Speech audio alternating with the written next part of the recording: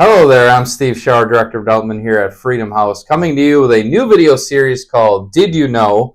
I'm joined today by Courtney Maybe, Success Coach, and today we're going to talk about Childcare Assistance.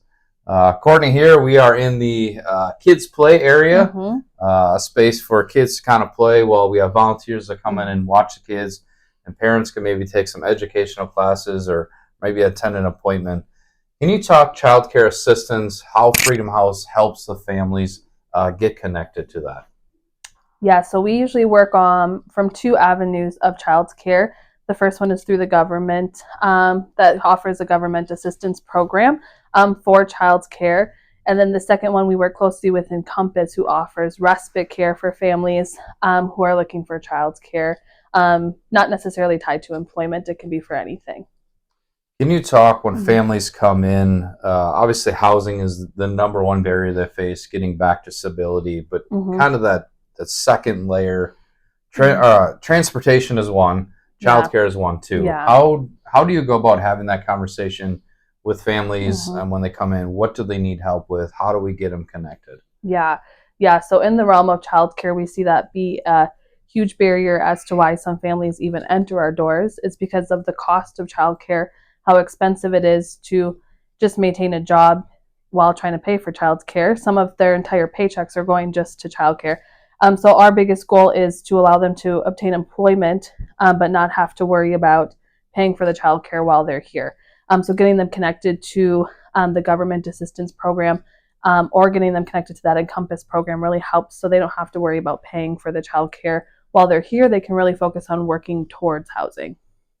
Can you talk, one of the things as you explained it to me a couple of different ways, is the connection, kind of that triangle from we can help you get the childcare assistance, but one of the components is you need to provide proof of employment. Yeah. Which is interesting because you're watching your kids trying to get the assistance, but you need to provide employment, which is difficult because you're watching your kids. Can you kind of talk through that and what that's like? Specifically with childcare assistance, in order to obtain childcare assistance, you need to be able to prove where you're working, prove your jobs, prove your hours, for them to be able to allot the amount of childcare assistance they can give you.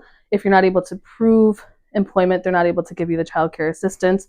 But if you're not able to get childcare, then some families just don't bother applying for jobs because they can't trust that they're going to have someone to watch their kids. And also trying to work through, are the child care centers that are accepting that assistance, are they open in the hours that they're trying to get the jobs? Are they able to get to the child care assistance programs to pick up their kiddos with the bus line? Will it make it there? All of that. So there's so many different factors to try to consider, which is a barrier for families to even want to apply for jobs in the first place, if their kids, especially if their kids are not school aged.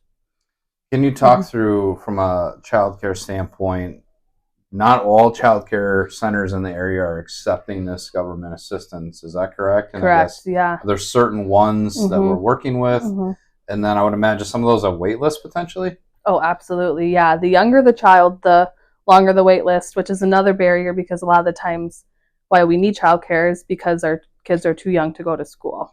And so trying to work through that barrier of the wait list, work through, like you had mentioned, work through programs that will accept the childcare assistance. And then again, another barrier of working within the hours that the childcare is open.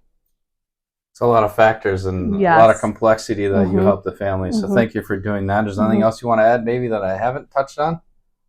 Nope. All right. All right, there's the first installment in the Did You Know series. I'll be back next month, maybe with Courtney again or somebody else around here that can fill you in on some of the barriers and challenges that families face and are overcoming during their journey to independence and stability. Thank you for watching.